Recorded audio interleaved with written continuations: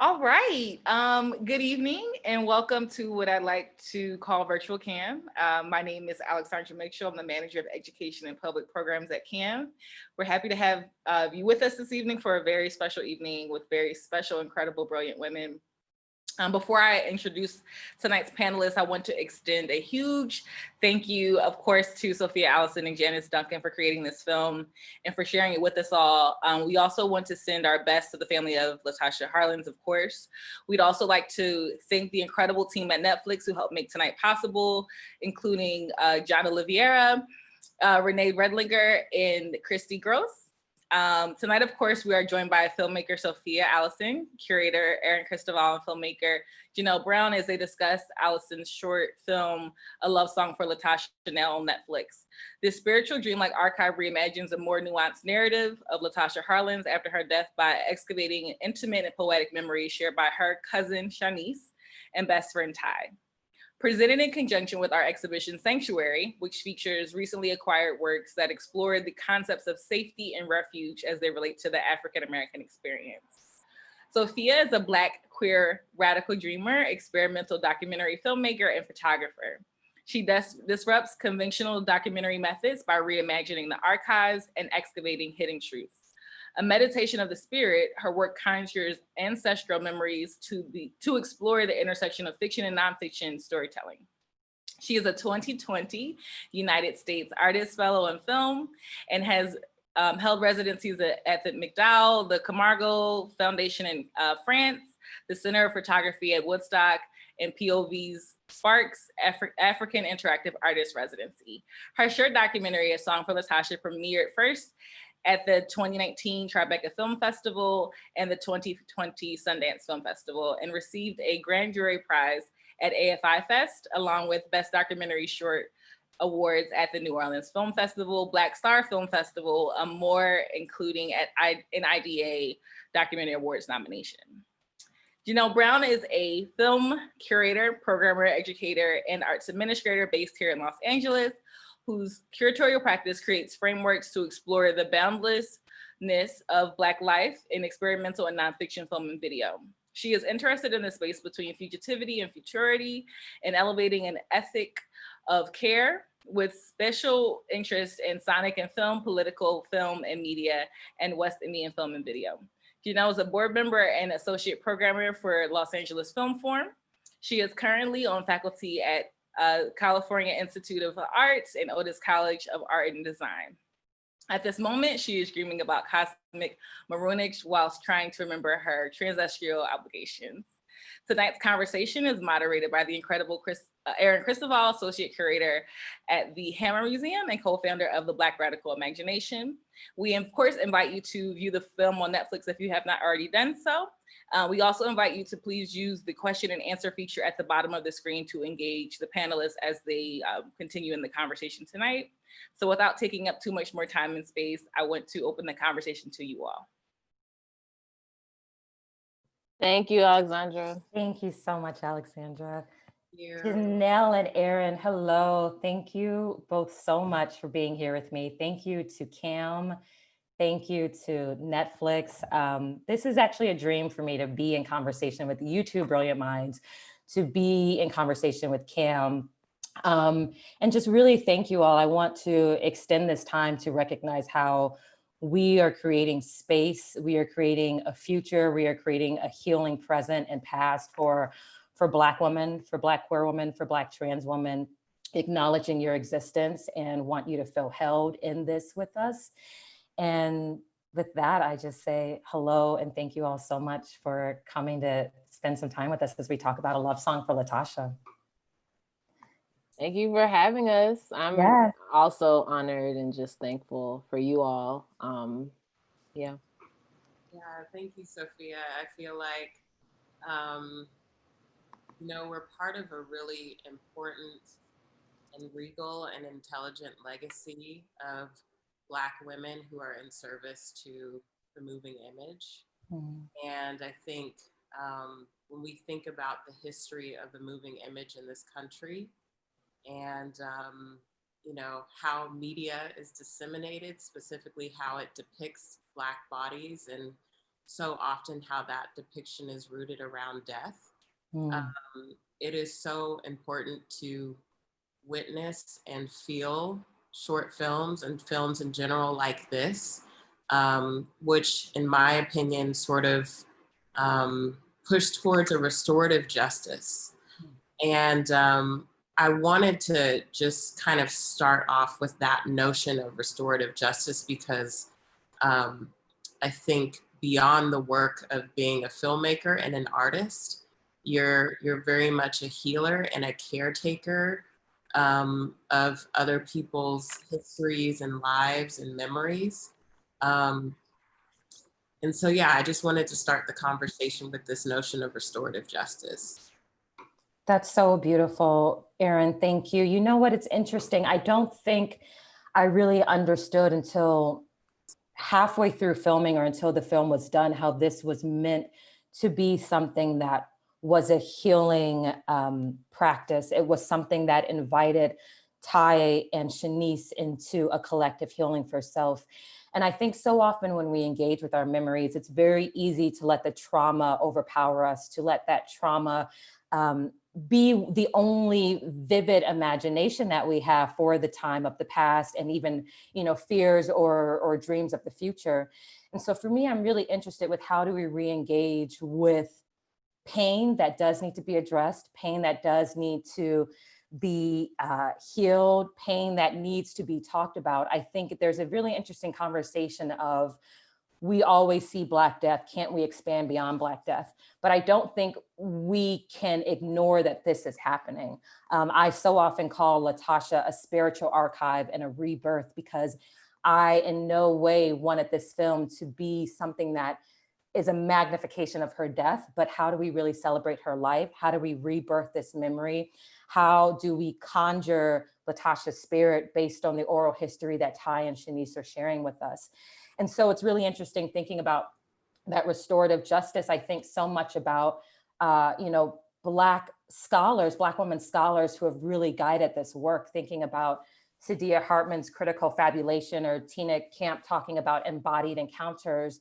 And how do we really allow our entire being to engage with the story? I think film is very much 2D, but that doesn't mean we have to remove the spiritual element. That doesn't mean we have to remove the physical. How do we move through this space, let it wrap around us, breathe into it, let us cry when we need to, let us laugh when we need to? I think I learned that so much from Ty and Shinese as well. The very first time they saw the film with an audience, we'd always made sure to send them bits and pieces of the film as we were working on it, because I never wanted them to be caught off guard with their first introduction of the film is in front of a lot of people and they were having to process that with others. But when they finally did see a presentation of it, I remember Janice, our creative producer, told me that they left the theater right after, and I was terrified. I was like, oh my gosh, did I re-trigger them? You know, how could I have not been more careful? And Janice told me that she found them just like in their most childlike form, playing and laughing in the bathroom of the basement of this beautiful theater in LA. And for me, that helped me understand the balance that comes with grief. And I think we need to move through life, even in this time, having that balance. We can't just allow ourselves to stay within the moments that haunt us, and we can't allow ourselves to be ignorant and just live in a bliss. We have to allow ourselves to acknowledge when we are in pain, to acknowledge what triggers us, acknowledge when it's harmful, but remember the life, remember the joy, remember the beauty. So that's what I really wanted this film to do. How can I hold Black women through a conversation that has been very traumatic? This is something we need to talk about, the adultification of Black girls. We need to talk about the death, the lack of protection, people not listening to Black women and girls. But how can I make sure this is a secret language for Black women and Black girls so they know we are always thinking about you in this process and holding you through it?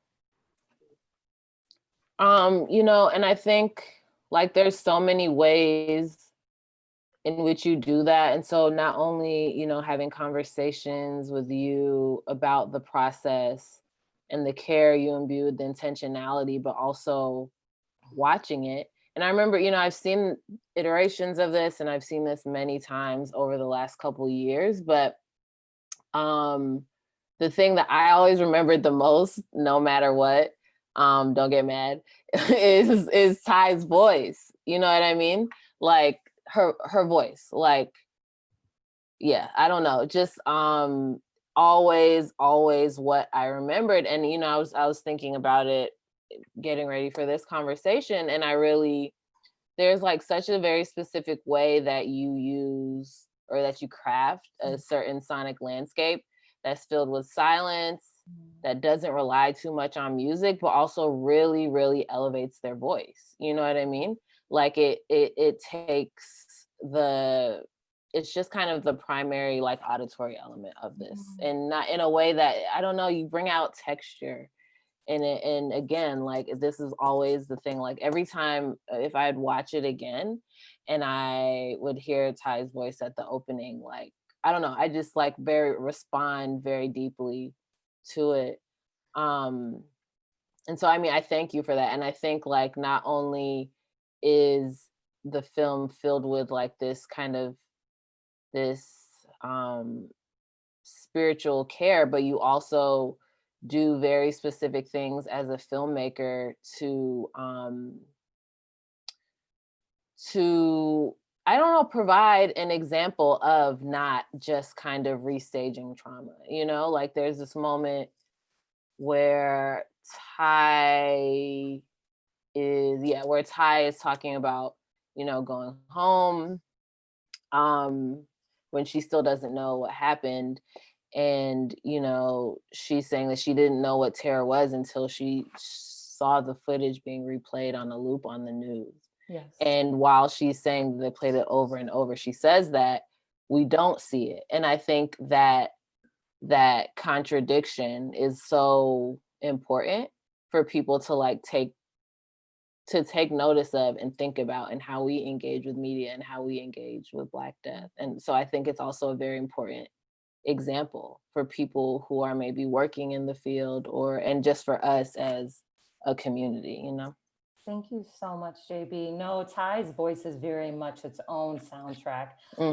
Ty is a storyteller, and you know, she will, anytime she tells me anything, she's able to captivate me. And I love so much how vastly different but similar Ty and Shinese are. And I think they both complement each other in the ways that we need to move through the story and be held. But I want to give a shout out to our animator, Ade Bukola Badunran, Buki. And I know you both know her from having been with Black Radical Imagination. You know, Buki was so phenomenal in really helping us figure out how we needed to use animation to complement Ty, not to be a distraction towards Ty, because if I'm honest, this was the most terrifying part of the piece. I knew for a fact, you know, all of us, we agreed from the very beginning, we would never use the footage of Latasha's death. You know, we don't need to see that image to know what happened. We don't need that to be the last image we see of Latasha. And there's no way I could ever imagine doing that to Ty and Shinese, hearing Ty say, I saw it over and over. You know, that's just careless to try and use that video footage of her death to tell this story when Ty's convictions and Ty's voice is moving us through this with such power and such pain and such honesty. But Buki just really understood what was needed to make sure that the animation allowed for the audience to really listen to Ty, but for them to build their own archive. I really look at the film as the beginning portion is the rebuilding of the archive. And then when Ty starts talking about March 16th, that becomes the deterioration of the memory and how trauma affects our memory, but also the deterioration of the archive, and not wanting to use the one tangible evidence that we have to illustrate what happened. And I initially wanted to keep the screen completely Black, and people were like, you cannot have a Black screen for 3 minutes. And so just feel really grateful that Buki came in and understood how this moment needed to feel, how we needed to move through this journey with Ty. And I think thinking back to Buki's animation, there's so much movement in it. It's not static. You know, we're planted in a moment of time, but she's allowing us to move with Ty as we need to. And so thank you so much for acknowledging that and making that point, JB, because I think that was the beginning catalyst for the film. Why is the only video footage that we have her death, and why is that the most accessible thing? Like, how, even when we don't have a lot of images or the actual video footage of her life, why can't that be something that we as artists or we as community members or activists decide to rebuild with the family, with friends, just to complement that oral history, which is that truth. Erin, I think something that when we spoke offline before, you so eloquently talk about this quilting method that you see within Black women creatives right now. Would you mind just talking about that for a bit? Yeah, I mean, I think to Jheanelle's point, this word fabric, I feel like lately when I've been viewing experimental film or moving image by Black women, I often come back to these terms of fabric and texture and textile, and it just brings me back to an origin story of, Black women and creative and cultural production in this country, and thinking about how quilting is a centerpiece to that conversation. And thinking about the construction of quilts, oftentimes scraps of various things and fabrics and discarded things. And so thinking about the archive and the way that, you all are sourcing through the archive, but also using found footage and original footage to bring that together. And, essentially your seamstresses to these stories. And, I really appreciate that, because so often I feel like these works are rooted in a space that is refusing the norms of, traditional and linear cinema. You are breaking those modes, and you're really rooting us in dream space, in memory space, in visionary space. And I think that, that can only be done, I think, through this notion of the quilt or the collage, this improvisational mode that you guys build upon. And so I'm very thankful for that. I wanted to also just talk about, some of the imagery that I found so compelling in the film. Actually were sort of pieces when I think about, these images of like a young girl in a pool, or I think about these women sort of walking through these natural landscapes. I feel like those moments were really interesting to me because, obviously they weren't direct ties to the story that was being told, but I think those moments really helped me understand that, we're all singing Latasha's love song, that this isn't just about her or her family, even though of course they are, again, the centerpiece to this moment, but that her life and unfortunately her death affected all of us as Black women. Yes. And so I love that you bring in just sort of these anonymous women and sort of drive that point home. So can you talk a bit about what your decision making was around bringing in those other images? Absolutely. I could just listen, first of all, to you and JB talk all day. So thank you for your lyrical brilliance. Lyric. That is, thank you so much for bringing that up, Erin. What's interesting is when I first conceived of this project, I had a very concrete idea of what I thought I wanted to do. And I had to backtrack on that idea and really reevaluate, what does it mean to engage with the spiritual realm and not just a physical realm? And that is why so many manifestations of the young girls exist in spaces that are fields or by water, thinking of places where we see life, thinking of places where there's rebirth, thinking of places where there is a natural calling, a natural order happening within life. And so, for me, growing up in Los Angeles, the beach is always somewhere that I went. And I just understood that I needed water. I didn't have a clear concise answer as to why water was so important. But the very first scene that we filmed was with Zoe Flint, the young girl that's in front of the ocean, and she's also the young girl in the field. And we went to the ocean, and I just needed to hear the waves. I needed to be near a body of water that reminded me of the life cycle. And I was trying to think, how can I make this be in conversation with everything else that is happening? How is this a part of the South Central landscape? And it wasn't until maybe a year later when, you know, through just many conversations with Ty, Janice and I found out that the place she goes, that is her happy place, is the beach. She goes and just sits by the ocean.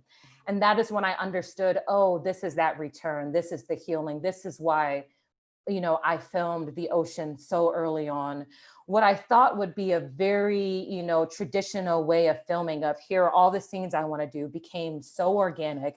I had to throw that out the window. I had to, you know, a lot of times we would just spend afternoons in South Central. Maybe we would film, maybe we wouldn't, but just wanting to listen to the environments that we were surrounded by, wanting to hear Latasha, wanting to hear the remnants of Ty and Shinese in the community. And just being led by the spirit in that sense, being led by Latasha. We gave Latasha's spirit so much thanks throughout this process, because we wanted her to feel actively engaging with us. We wanted her to know that we were in partnership with her doing this. And this is not something we were doing alone, but we were working on it with her. And it's in moments like that where, you know, that's why at the very end you see Ty at the beach, because the film almost didn't even open with a young girl on the beach. And realizing, oh, this is that full circle that we need. This is the rebirth from childhood to adulthood to moving through this time. And so not to say the young girl, not to say Zoe is a representation of Ty, because I wanted all the girls in the film, all the women, to be representations of Ty, Shinese, and Latasha, that at any moment, any of us could have been them. We all have our own Latasha, we have our own Ty and Shinese in our realm and in our community. And always having that image shift. I didn't want it to feel like this literal sense of, here is a character playing Latasha, here is a character playing Ty, but just that, how do we awaken the spirits of these young girls in different environments? So nature became a way for rebirth to always be present, for moments of silence to exist, for moments of contemplation, and letting that, as you say, that the weaving, letting that blend with South Central, letting South Central rebirth itself as well. Yeah. Sorry, just take a breath. let that all sink in. If I'm gonna kind of pose another question to you, Sophia, if I may, but you know, I'm wondering, you know, again, we just in talking about this in your process, and you know, just making sure to lead with care. I'm also, which I feel like obviously you've done, and you know, we've talked about that, but I also wonder what you learned about care for yourself, and care for your loved ones. And I mean, you don't have to get too deep, but I'm just wondering, just maybe on a slightly more personal shift, like what you've learned on just like what you've navigated, and then also, you know, maybe how it's been for you to also, you know, this film before landing for distribution obviously traveled a lot of places, played at a lot of festivals in a lot of different contexts. And so I'm wondering what that work was for you, for also just having these conversations and have to kind of step into this world time and time again, you know. Yeah.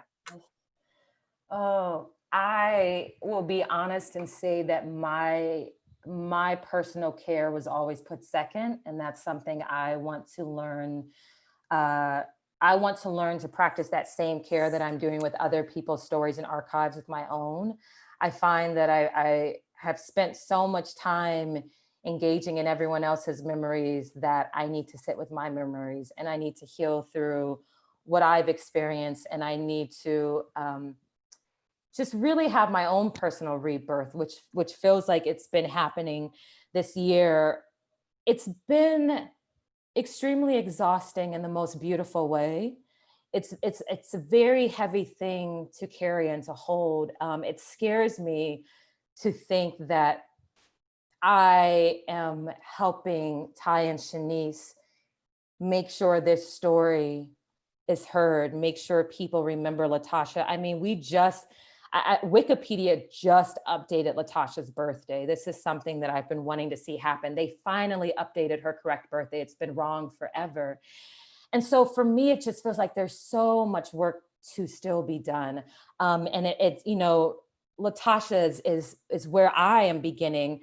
But, you know, the film came out the same week that the verdict of Breonna Taylor came out. And it was, you know, I just had to sit with that and cry, because as an artist, we want to see our work really create that shift in society. We want to see these conversations existing where we're talking about why aren't Black women protected? Why have our archives not been handled with care? And so I am learning how to do that with myself. I am learning how to finally rest. I'm finally at a place where I am sleeping and not feeling guilty for sleeping, not feeling guilty for taking a nap, because I'm understanding that this has been 3 years of carrying a story that has not just existed in a digital realm, but a very spiritual one.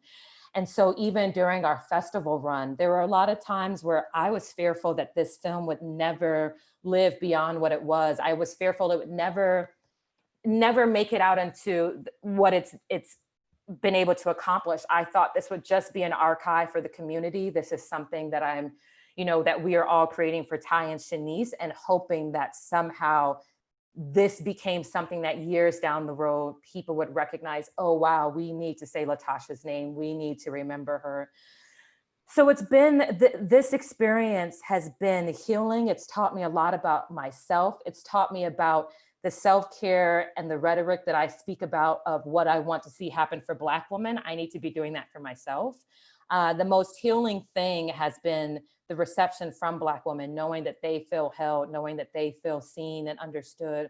That for me will always be the biggest accomplishment, knowing that Ty and Shinese and Latasha's family are deeply happy. You know, it's been a very scary journey, and I'm still to this day very intimidated by what this task is asking for, but it is one that I don't take lightly, and I don't believe it just came to myself or to, our creative producer Janice or our producer Fam and everyone that's worked on this. I don't think it came to us by accident. I talked to Ty a lot about feeling that somehow Latasha and I met in another realm, and we've agreed to this, and knowing what it meant to tell this story, knowing how hard it would be. For the majority of all of our shoots, it was just me, my camera, me doing audio, and either Janice or either Fam by my side, just two of us the entire time. And, then we had our amazing post crew come in and help with everything. But teaching myself that I deserve the same care that I want for other Black women. I think it's so easy to do this work and to forget about ourselves. And that's something I need to work on. May I return that question to both you and Erin and ask what your practices are, or your rituals are, for just self-care as a Black woman, moving through this time, moving through your memories, moving into the future. I'm sorry, y'all. I don't mean to put you on the spot. But... Oh no, I put you on the spot first. So I'm like, okay, let me think. That's deep. I think, I think rest is essential, to the body, the mind, and the spirit. It's the thing that recharges us. Yes. So, I have taken the opportunity to rest more during quarantine. I think also just like being in the body, I was posted a while back on Instagram about starting up a running practice that I've been sustaining throughout the quarantine, and someone commented, stay in the body. And it's beautiful meditation when I'm on my runs. And, I think if we think of Black women's history with our bodies, what this country has done to our bodies, how our bodies have been used as surrogates and spaces of labor and production. It just feels really beautiful to connect with my body. So that's kind of, yeah, I feel like the running thing has been great. Thank you, Erin. Mm. JB. I mean, I think partially like not feeling the need, just being able to be myself and not feeling the need to explain it kind of adds a sense of levity that I really need for my sanity, because I'm very neurotic and I overthink most things. Yes. So just like, I think just doubling down on what brings me joy, and not apologizing for that, which has actually been like really complicated for many reasons, but I just gotta, especially during quarantine and the kind of mental and emotional gymnastics I'm sure we're all are going through, just like dealing with that, but just knowing, you know, what's gonna kind of just get me through each day is sometimes the best I can do. And yeah, and then also similar to Erin, I mean, I used to like run. I'm Jamaican, so like very Jamaican of us. Jackie and I grew up running, and I haven't gotten back to running because that's like also like very treacherous territory. But I've gotten back to like working out consistently, honestly, for the first time in like consistently for the first time in 15 years, if I'll be honest with y'all. And it but it's been yeah, staying in the body, and like sometimes you're like, oh wow, this hurts a lot, but you know, I'm gonna do another rep, has helped me a lot. Just like, yeah, I didn't put in those words of staying in the body, but I guess that is what it is. And really being able to enjoy that or feel like I'm working towards enjoying that has been very important for me, especially right now.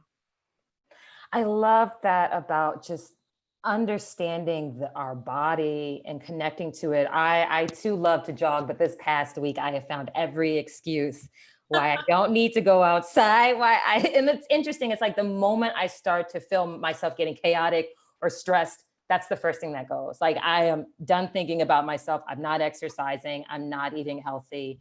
And I always want to have that engagement with my body. And even thinking of that as artists, how does that inform our work of us taking care of our physical body?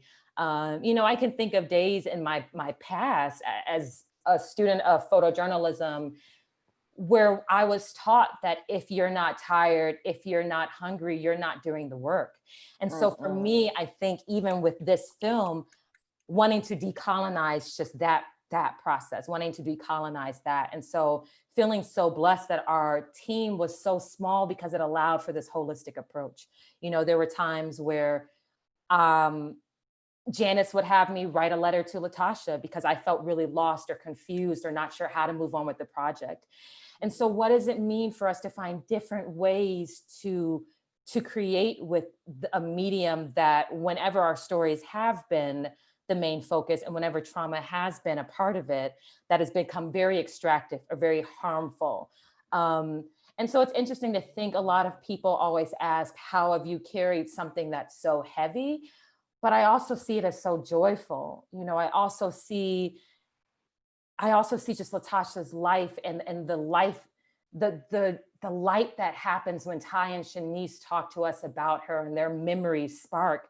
It is a joy that you cannot destroy. You know, there will always be a little bit of pain underneath that. There's no way to move through that and forget those images, to forget that time at that age. But how can we allow Latasha to live in her fullness? And that's what I always wanted this film to be. I want Latasha to live in her fullness. And this isn't even her full story. You know, there's just so much more that Ty and Shinese have, that other family members have. And, you know, what does it look like for us all to just continue to rebuild, to collectively rebuild our stories and to care for each other in that process? Because it can be damaging to the mind, body, and the spirit if we are not intentional, if we are not checking in with self, if we are not being honest about why we're doing this work. So it had to be a spiritual process to move us through this. I think if the spirit was removed from this, there's no way it could have existed as it does now. And also just hearing you both speak about caring for the body. Erin, you mentioned the love song. You know, this is a love song for her. This, you know, people, when they hear love song, I assume the initial reaction is something romantic, something for a love interest. But a love song is just to honor, it is to celebrate, it is to, you know, carry and chant and remember her name throughout the streets. So wanting people to go into this knowing this is something that was done with love. This is something to honor Latasha, to remember Latasha. And that title actually came from Latasha's aunt, Denise Harlins, who actually passed away on Christmas in 2018. Her ex-husband, I met with him actually right outside of CAM. We sat outside of CAM and talked. And he told myself and our producer, Fam, he said, this has to be a love song for Latasha. Because, you know, he spoke about so many moments in the past where people have done stories about her, not honored the family, not had care with it, you know, not even speaking to the family, only showing the footage of her death, only talking about her death. And this was an interesting process of just how do we unlearn everything we've been taught and make this a celebration of life. And so that is why it's a love song for her. It is to remember her in the highest and most beautiful light possible. Yeah, I mean, you know, as I feel like I'm starting to come back to that original footage now, and I'm thinking so much about video as a format and thinking about VHS and how I think for our generation, the graininess, the blips, you know, the everything that shows up on those VHS tapes for us is so reminiscent of our childhood and sort of these formative moments of our adolescence. And I loved how that VHS texture shows up in various parts of the film over time. And, you know, I thought it was interesting because when we think about the history of video, you know, video, I think, was this very democratic, you know, seemingly democratic form of image making in which everyone to some degree had access to video or a video camera. And I think about how much that affected the Rodney King case. You know, the fact that this was a local civilian who filmed that beating, and then also thinking about it was a surveillance camera, a video surveillance camera that ultimately documented Latasha's death. And so I really appreciate that that format shows up so much in your piece as both a joyful format that brings back, I think, personal memories, but also as a format that I think in some ways is the origin stories to where we are now in terms of how these deaths are documented. So can you talk a bit about that choice of using that texture in the work? Yes, absolutely, Erin. Yes, you know, growing up, I was born in '87, so much of my childhood is documented from VHS tapes, so many that I can't wait to get my hands on and digitize and like remember.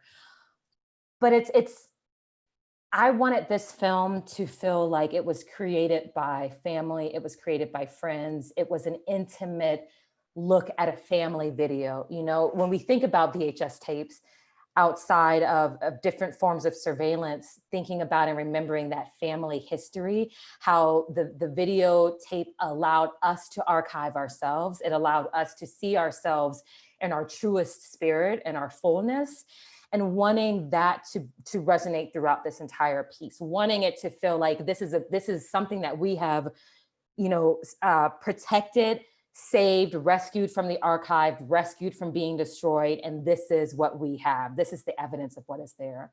I also did want it to be a direct contradiction to that tape of her death. You know, it being this grainy, you know, black and white or eerie blue tint that it is, how about us taking that and reclaiming it for Latasha? It's like this format tried to keep you frozen in this moment of time of your death, but we're going to take this format and let you live and continue this story for you. So for me, I wanted there to feel like a texture. I didn't want the film to feel perfect. And, while it is, cinematography is something that I'm deeply in love with. And so cinematography is a huge portion of this film, but I never wanted it to feel like this crystal clear image that you can watch in a movie theater. I wanted you to be searching for, I want as much clarity as I can get. I wish I could fix this tape and you can see this full image, but this is all that we have right now. So really playing with that idea of what happens when our own footage is starting to deteriorate, our own memory is deteriorating, and how to bring that back to life, how to reclaim that, how to repurpose it. I love seeing Black artists repurpose family videos, using their own archive and telling their story. So wanting that to exist for Latasha, everything in the film was created for it, and using that aesthetic to make sure people felt this intimate calling into this dream, into this memory. This is an invitation into a very sacred realm. This is a special psychic realm, as I call it, that is protecting Black women, that is keeping us safe. And you are being privy, and we are allowing you to be in this moment with us, but still allowing there to be secret messages underneath it that have to keep being excavated and keep digging to the root of it. So for me, I just wanted this film to feel as tangible as possible, to feel as close to home as a VHS tape that you or JB or myself would watch of ourselves. And for that material and that aesthetic to help bring that time period to life. I didn't want to create this in the 2020s using all the equipment that I could to make this look as pristine as possible, but let's really honor the time period that Ty, Shinese, and Latasha lived through. Yeah.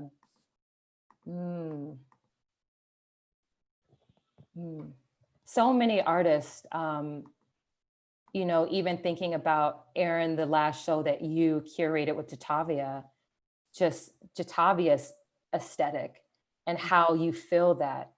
And that again is that quilt making. And so how are Black women understanding that we can no longer just exist on a 1D realm, a 2D realm, a 3D realm, but we need to make sure that you can feel it, you can smell it, you can hear it, you can taste it, that it awakens all of our senses.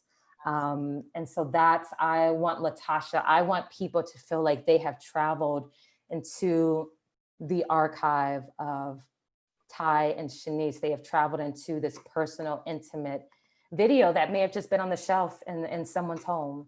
And it is an honest representation of it. Yeah, I think one of the most moving moments for me in recent years was actually watching it for the first time at Black Star Film Festival. Shout out to Maori. Yes, Maori. That is one of the most incredible festivals. But watching it for the first time, not necessarily knowing what I was going into, and just finding myself sobbing uncontrollably amongst other Black folks.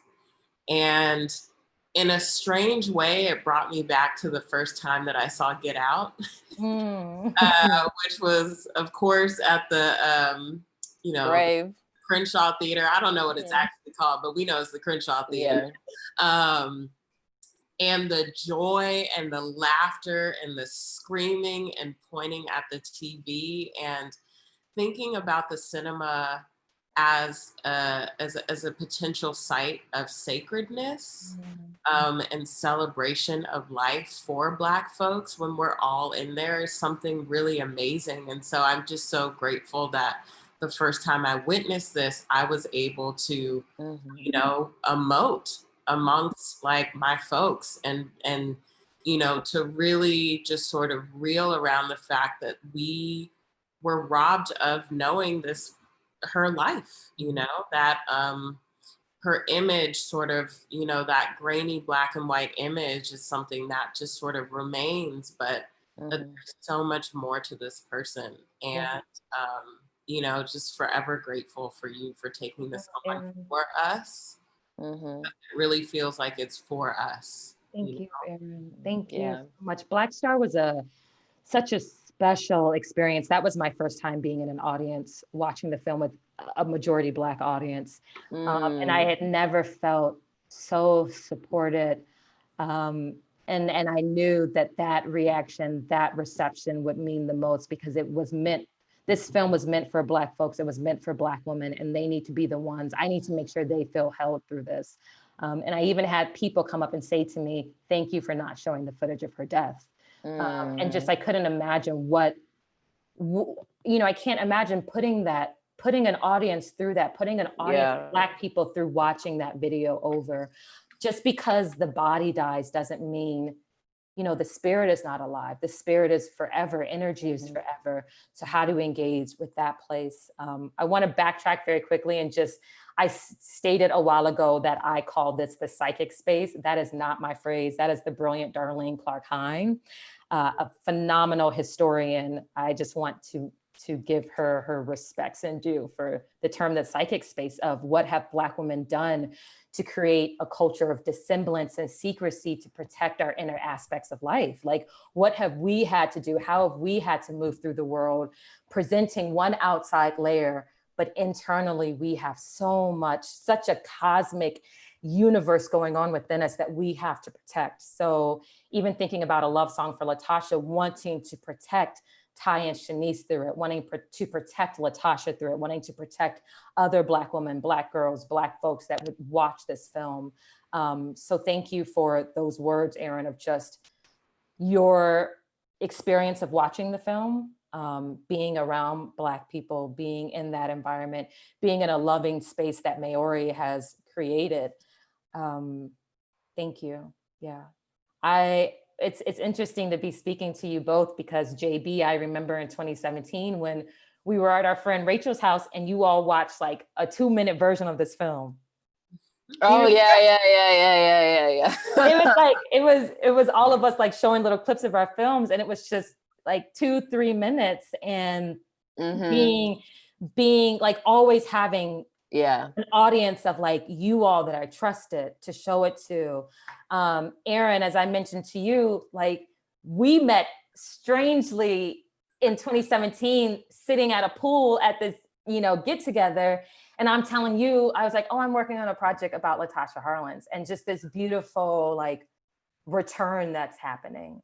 There were many times where I was afraid, I don't think I'm going to be able to finish this. I didn't think I had the energy, the man, or I should say the woman power to carry on this story, not having a crew. It was extremely intimidating, but I feel it had to be intimate to allow for the spirit to live. So how do we decolonize every process, every part of that process, from the pre-production to the production to post to distribution, and it's been something that I need to sit with and really meditate on and really think about and allow myself to breathe in, and hoping that this can be some sort of blueprint or medicine for other Black folks that are wanting to engage with work that normally would be traumatizing, but we can find a way for it to be healing, to collectively hold one another and grieve together, laugh together, mourn together. And what does it mean for you now that this is on Netflix, now that this is on a digital platform that is global? Wow. You know what? From the beginning of working with Netflix, I remember feeling like I did not have to fight for my voice. I think there were so many times within the Latasha process that I had to fight for everything, every decision that was being made. Like, look, this film is not about her death, or this is something that we have to get right, or please, can we talk about this? And I found myself ready to be on the defense again and have to fight for every decision I wanted to make, but they, you know, we have such an amazing team at Netflix who has just been so supportive, and they've understood the care that's needed to happen within this film. It's like we set the standard for how we need to talk about Latasha's story, for how we need to hold it, and they have accepted that and are moving through it with such grace with us as this collaboration. And so for me, it's still a bit surreal to see it on this platform, because it went against everything I'd been taught. It went against, you need to have a huge crew to do this. It went against, you need to have this amount of money, you need to use this camera. This was created out of a necessity for Latasha's archive to be reborn, to live in its fullness. And by staying honest within that, we found the right home that is going to make sure we continue to honor her story. We continue to find ways to engage with the community, to have impactful discussions, you know, to make sure that this film does not just stop at, here is a story of Latasha, but that we are really actively working to change this landscape, to interrogate and have discussions surrounding the protection and the survival and the support of Black women. So it's something that I'm still processing. I've only watched it twice on Netflix. It's a little scary for me sometimes to go back and watch it. But I did just have one afternoon where I laid by myself and just watched it in bed and had to realize how far it's come, you know, what this journey has looked like, and that Latasha deserves to be on Netflix. Latasha deserves to be a name that we say, you know, when we say Breonna Taylor's, we're speaking of all the Black women and Black girls whose lives have been unrightfully stolen. And I want to just see this film continue to spark this radical transformation that we need. We need radical healing, radical transformation. We need Black women to feel supported in everything that they do in every part of their life. So that's when the work is going to feel done for me. But this is a beautiful way to continue to celebrate her, and also it's very, very scary. Yes, they've been wonderful though. I would like, if you all are okay, to speak a bit about, I keep mentioning a spiritual archive, and it's something I want to touch on a bit. I know, you know, a lot of people may be like, what is this term? It's something that for myself, I use to make sense of what is this process? What does it mean when we always understand an archive as a tangible space, as something that you can hold, that you can look through, that you can feel, that you can smell? But what happens when that doesn't exist? What happens when we begin to interrogate how our archive has been destroyed for centuries, how it has only, you know, how it has been so condensed and stripped from the pureness and the fullness of us? What does that mean to have to engage with the spiritual realm where those memories, those voices, that life still is happening? You know, Latasha, just because she's not here in her physical realm does not mean she is not aware of what's happening. You know, constantly talking to Latasha, thanking Latasha, wanting her to be a part of this process. And, you know, it's something that I deeply believe in. How do we engage with a history that has no evidence? So much of our life is the lack of evidence, but we know it as a truth. And that's why, you know, this film took such an experimental approach. What happens when we combine fiction and nonfiction? What happens when we allow these two realms, these two worlds that we have been taught aren't supposed to be in conversation, we allow them to move together? I want to shout out the brilliant short film Tea by Keisha Ray Witherspoon.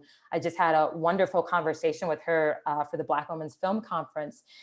And her film is created like a documentary, but it is scripted, and it is the most beautiful and methodical. It's just medicine. It is everything I needed. So I'm really curious as to what happens when we allow these two worlds to meet each other, these two worlds to both live at the same time that we've been taught don't exist. Especially for me, coming from journalism, I've always been taught that I have to have evidence, I have to have proof, I have to have something that, you know, that states, yes, this fact is true. And how can you do that to Black women when we have been screaming for centuries to listen to us, to believe us, and all we have is our voice, all we have are our dreams, all we have is our memory. So how do we hold that in the highest power? How do we really just hold that, protect it, praise it, glorify it, and let us not only live as physical beings, but as spiritual beings? And so when I speak about Latasha as a spiritual archive, I mean that as there is no tangible evidence for me to use in this film. So everything that has been reimagined, everything that has been created was something that had to be done through, you know, deep and intentional conjuring and meditation, to making sure it was authentic to this story and never took away from what Ty and Shinese experienced and what their memories were. So just wanted to offer that for people.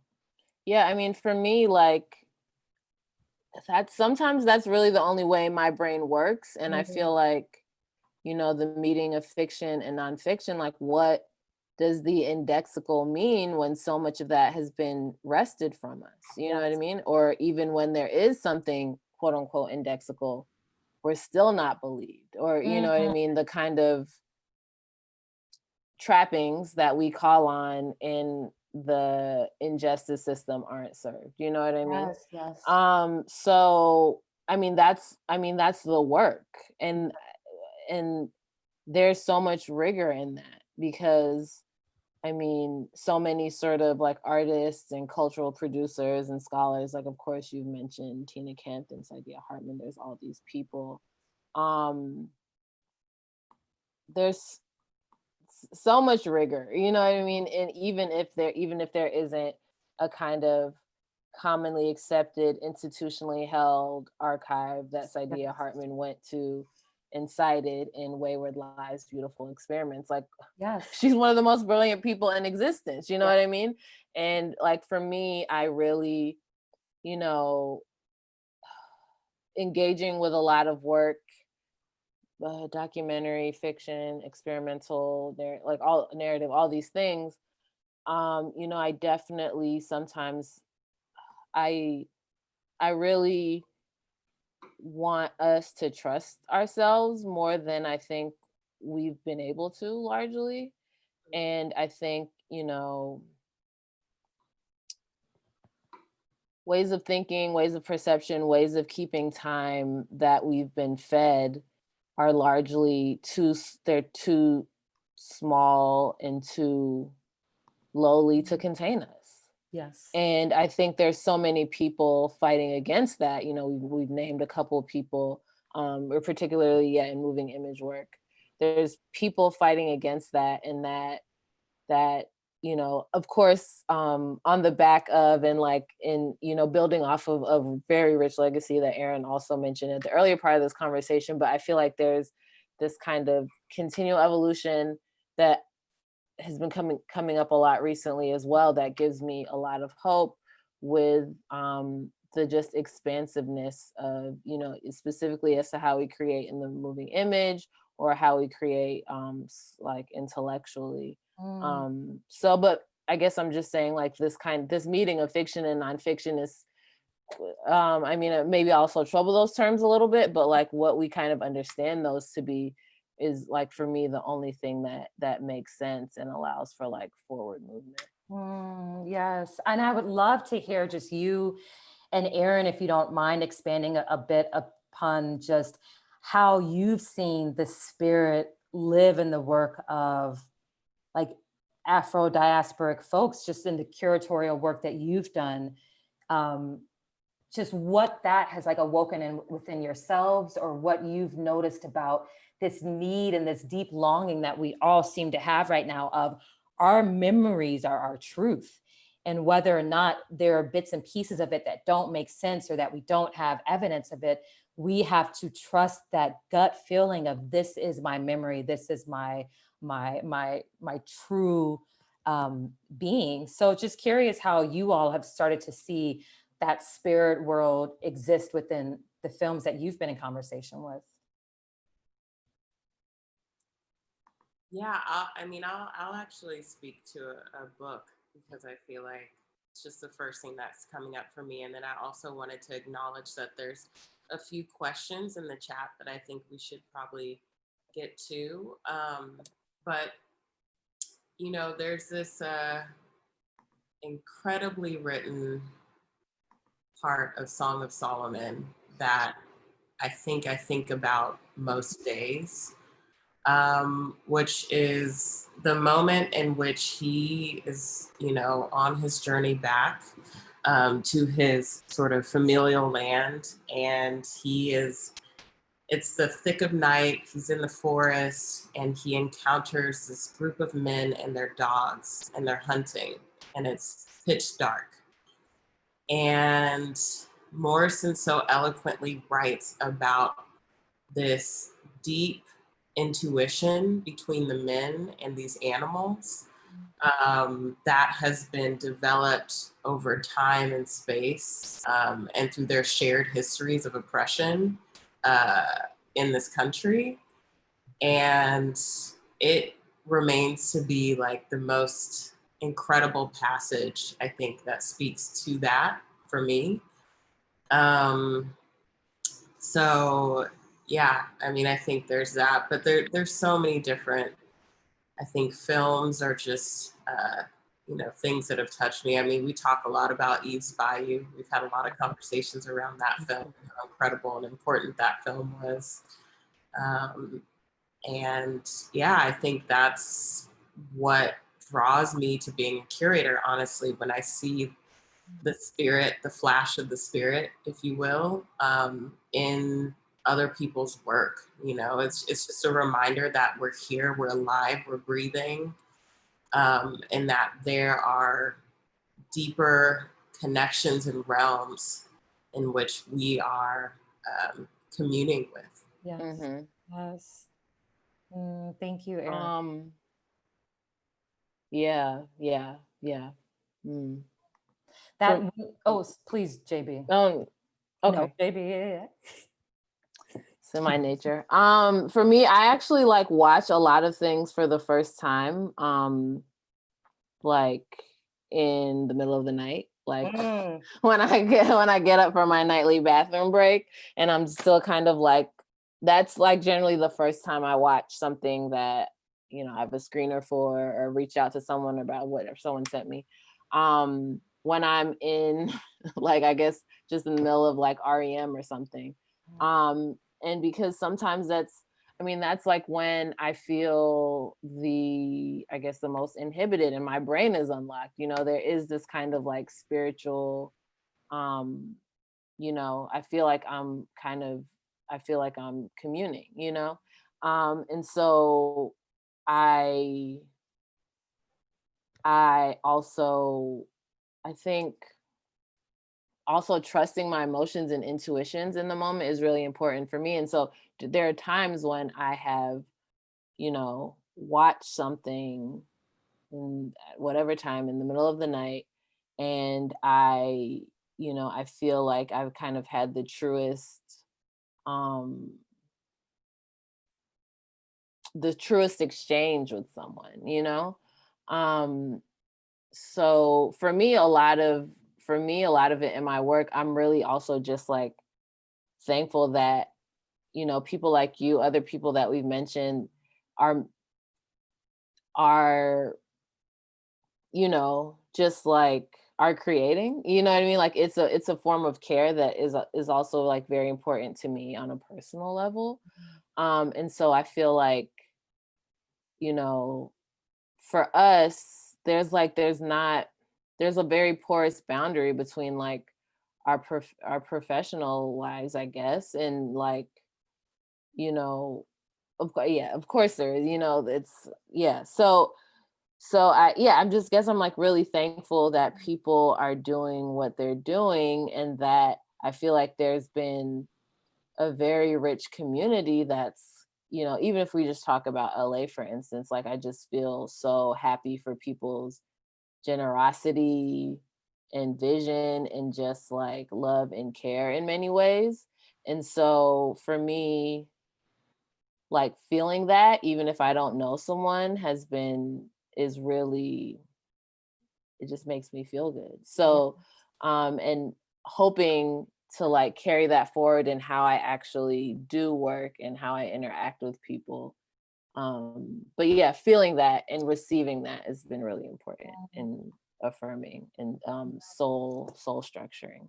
Oh, I love that. Thank you both for sharing that. Very quickly, I want to, when you speak about LA and that community, you know, I just moved back home to LA about 2 months ago, and really wanting to re-engage with my memories of LA, of growing up here, of family here, and just the brilliance of Black women.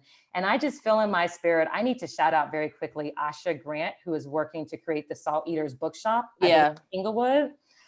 I finally just connected with Asha maybe like a week ago, and just knowing and seeing that Black women are out here creating these spaces for us is what keeps me going. And so, you know, even being in community with people like yourself, JB and Erin, it is what fuels me and reminds me that we are in this together, that we are not alone. So wanting to just acknowledge and thank the different Black women doing this work in LA, taking on that hard labor that's not easy. And Erin, when you mentioned Toni Morrison, you know, I haven't read Song of Solomon in such a long time. I need to revisit it, but it makes me think of one of my favorites is Crick Crack by Edward Standycat, which is just a series of short stories, and they're all fiction rooted in Haiti, but there is a truth in there that I cannot explain. And I am so excited for us just to continue finding these truths that we have been told is fiction or folklore, and understanding that our powers are so deeply rooted that it'll never be destroyed. We may not remember it. It may take some time to find it, but it has been planted for us, and that we are going to conjure all of that brilliance again and all of those powers. So just thanking you both. And even I know JB and Erin, we talked about this briefly, but like for me, this conversation is very emotional because growing up in LA, my mom used to work a lot with Cam as a storyteller. And I remember just walking through the exhibits all the time as a young girl. In my mind right now, I can see this beautiful, huge music exhibit they had about like jazz and blues. And it transported me into other worlds. And Cam has always held such a special place in my heart. Seeing how my mom existed in that space, seeing how her storytelling existed within South Central, and wanting to continue that. You know, my mom is still alive and well, but wanting to continue what she started with her work as a folklorist and you know, oral storyteller and a griot, and just feeling like I need to remember the divineness that has come before us. And especially in moments like this where it feels so hard, where we feel like we're constantly seeing ourselves murdered, knowing that we have a power unlike any other, that we are going to move through this with such grace, with such radical transformation. And it just really, really blesses me. I'm going to go over to the questions very quickly, if y'all are okay with that. This very first one I want to shout out, they were asking if the animator is a Black woman. Yes, I will answer with the link to her work. Something that we were really intentional about is we want to make sure Black women have a hand in this film, and even just, you know, a more inclusive crew. So our amazing colorist was a Black woman, Kaya Liu. Phenomenal. Janice Duncan, who was our brilliant creative producer, was a Black woman. Myself, I did, you know, the editing, cinematography, directing, and a little producing on the side. Our brilliant music supervisor and producer, Black dude, phenomenal, brilliant mind. That is not all of our crew, but because of that question, I just want to shout out all the brilliant Black folks that worked on this. Mina Choi, who is our phenomenal composer. So thank you for asking and acknowledging that Buki is a brilliant Black woman animator. It's really interesting. I saw someone mention what decision was there to include the No Name song in the film. Thank you. I love No Name's music. And so in this process, working with music, we worked with Fam Udorji and Jen Malone for the music supervision, something that I have mad respect for after the work we went through to secure some of our stuff. But No Name, you know, so wonderful with allowing us to license this song. And the reason we chose it was because the lyrics, I know everybody goes someday. I know my life is fragile. No, I'm made of clay. But if I have to go, I pray my mama, sorry, y'all are seeing my terrible like skills with creating music. The song is just about memory. It's about where my grandmother, where my mother, where my father remember me. And that is the basis of this film. The body will go, but we will remember you. We will carry you with us. So that is why No Name song was so important to us. Just those lyrics. Again, this Black woman who's been doing such radical work, wanting her voice to be a landscape in this. And as well, also mentioning Kadia Bonet, the voice of a damn angel. Fam was able to get Kadia to do the Stand By Me song for us. You know, that this is what we consider our love song to Latasha, and knowing that Shanice's memory of going to Tam's Burgers is that song. And when you really listen to the lyrics, like, just, I'll be there, I'll stand by you. And that's who Latasha was to Ty and Shanice. She was always by their side. And even now, even, you know, in her death, she is still by their side. They keep her alive so much. They are working to create their own organization in South Central that creates, you know, Ty is really protective, and until she gets her stuff out, I can't talk about it, but they are going hard to make sure that they create an organization in South Central that really is dedicated to the community, to the young folks.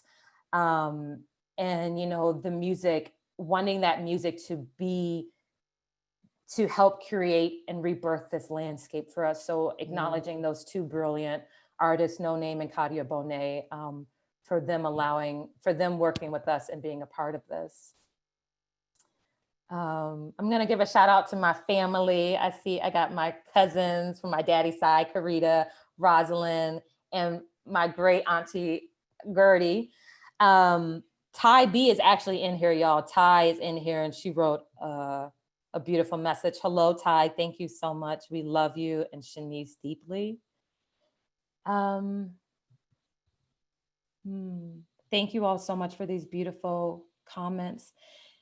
What tender moments impacted you most as a director and filmmaker, and how can you assume they've influenced the body of the film and furthermore the processing of Black grief? I think for me, the biggest thing was seeing how honest Ty and Shanice became in their emotions with us, seeing how freely they would allow us to watch them cry, seeing how freely they would share memories of Latasha with us that were off camera. There are a lot of conversations we've had with them, and they just share memories with us. And for me, that's when I understand that they're moving through their grief in a healing way, that it did not destroy them. And I never want anyone to think that Latasha's death destroyed them, because they are vibrant, brilliant, powerful, strong women still doing this work. And I think for me, that has been so impactful, seeing the response just from like Twitter or Instagram of Black women writing in, Black women saying thank you. That has been the most healing. I do want to speak about, just very quickly, one incident I had where Janice and I randomly went to a church, Greater Bethel Cathedral in South Central. We went to a church that I've been wanting to see forever, and we had to film the next day. And I was like, Janice, I don't know whose church this is. I don't know how to get in contact with them. And she was like, let's just come back the next day and see what happens. And the next day we came back, we met the, I don't want to get the title wrong, if I'm sorry, it may be assistant pastor, but we met Yvette and Antoine and their beautiful, amazing daughters, Faith and Hannah. And Antoine's dad is the pastor over this church. And they allowed us to spend time in the church that day, to film with them, to, just move in the space. And Yvette shared with us her memories of Latasha, So it became a healing process with the community as well, of different people that were a part of the process with us, who shared their memories of Latasha, who shared how they were impacted. The day that we're at Tam's Burgers and we're filming with Reagan and Zoe, Zoe's dad shares with us that he used to come to this burger joint. He grew up in the community. He remembers when Latasha was killed. And just these interesting ways that that everyone else started to wake up to their memories of, oh yes, this is that time. This is that stamp in time that impacted me. And this is how we're moving forward and healing by collectively being a part of Latasha's story. So, you know, with the exception of about 2 people in the film, everyone else, no one were actors. We didn't want actors to our actors, but everyone else, some of the young people, I went to high school with their parents. So wanting the community to feel like they also were a part, their voice was heard in this call for remembering Latasha. And then also I'm going to read Ty's comment, because I think that also will help answer this. Ty said, when Latasha passed, for a long time, I felt like my voice box was cut out, mostly because the adults around me told me that I was too young to speak. And as I grew up, I had this anger and pain in me that I pushed down until I was stalked by Tink and Buddha. Tink is what she calls me. Buddha is what she calls Janice. This film and the entire crew handled it with so much care. And I am thankful that Denise punked me into speaking, because it truly has allowed me to begin to heal. So thank you, Ty, for those words. Ty, I'll never forget, I messaged Ty and it took her like 2 months to agree. And I remember telling myself, if Ty and Shinese don't agree to this, I won't do this project, because I want to really challenge and dismantle how we have been taught that a documentary story belongs to all of us, and how extractive it has become. So wanting them to have that agency to say, yes, we want to share these parts of our memory. Yes, we will agree to go on this journey again. So thank you, Ty, for those words. Should we end it on a really great question, which I think is, Yes. how do you all celebrate the completion of this film and to complete this project? This is from Tiffany Brienne.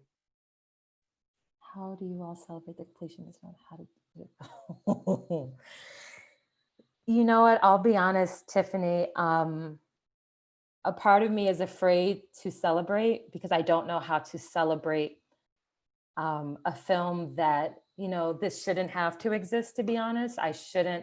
None of us should have to have a conversation about Latasha's death. So I feel like I've been dealing with, I don't know how to celebrate it. The night that it premiered at midnight on the premiere of when it premiered on Netflix, Janice and I watched it, and Ty and Shinese watched it, and then we all FaceTimed after, just to be with them in that moment of their first time watching it on Netflix. So for me, that feels like a celebration, watching it, you know, talking to them right after we all watched it at midnight. I think for me, I will feel like I've done my job when Black women aren't being killed, when Black girls aren't being victimized, when the adultification of Black girls stops, when Black trans women stop being murdered, when people believe Black women and listen to them, when Black women have the support and the resources needed to continue to move through this life with ease. That is when I think I will feel like I can move on to the next story, the next project. But this feels like a lifelong mission of, how do we continue to uplift Black women? And I think down the line, we will have a celebration. I know myself, Janice, Fam, Ty, Shanice, we all want to get together. I know we want our EPs, Aubrey and Elisa there. I want Buki and Kaya there and all the young girls. And I want everyone that was a part of it to be able to celebrate what we've accomplished. And I feel like that will come down the line, but it feels a bit premature for me to celebrate, just because of the nature of what Black women are experiencing, but definitely sitting with and being very proud and grateful and thankful and remembering what this journey looked like And, you know, I'm forever, forever grateful to Ty and Shinese for trusting us, for allowing us to tell Latasha's story, to tell their story. And we will celebrate one day, but I got to finish a little bit of work first.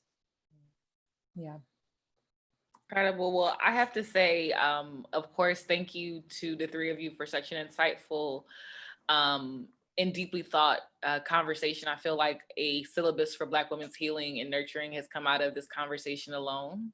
And a lot of jewels and tools and texts to draw from as we're all navigating a really interesting time and space for ourselves as Black women. Yes.